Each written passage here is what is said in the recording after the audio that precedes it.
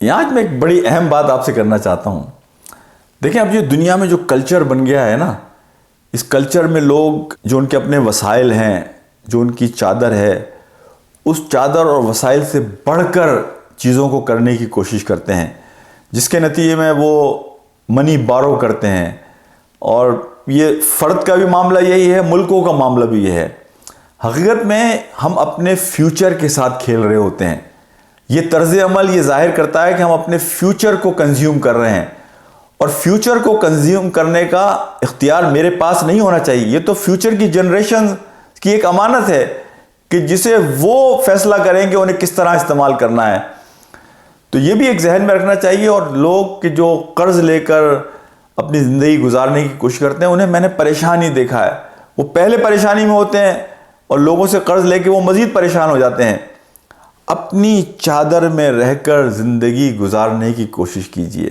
اپنے گھر میں چٹنی روٹی کھا لیجئے. مجھے یاد ہے کہ یہ کلچر بالکل نہیں تھا ہمارے یہاں کہ لوگ جا کے لوگوں سے مدد مانگیں. آدمی کی سفید پوشی، آدمی کا اپنا ایک وقار اور اپنی ایک ڈگنیٹی ہے. تو اس چیز کو ڈسکریج کیا گیا کہ آپ لوگوں کے سامنے ہاتھ پھیلائیں.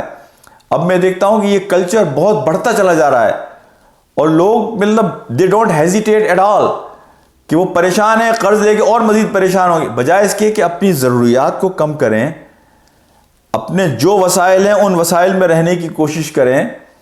میں یہ کہتا ہوں کہ بعض لوگوں کی بڑی جینیون مجبوریاں بھی ہوتی ہیں، میں اس ایکسیپشن کی بات نہیں کر رہا، لیکن اب تو پورا کلچر ایسا بن گیا ہے کہ کوئی آدمی خوش نہیں ہے.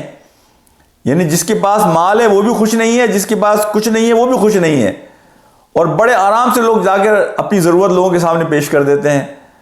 تو میں اس میں لوگوں کو کہوں گا کہ اپنے وقار اور ڈگنیٹی کا خیال کیجئے، اپنی ضروریات کو کم کیجئے، پریشانی میں رہنے کو گوارا کیجئے، لیکن لوگوں کے سامنے اپنی ضرورت کو اس وقت تک نہ رکھیے کہ جب تک واقعتاً آپ کی کوئی بہت بڑی مجبوری نہ ہو. اس لیے کہ آپ کے جو وسائل آپ کو میسر ہیں، زندگی آپ کو اسی میں گزارنی چاہیے.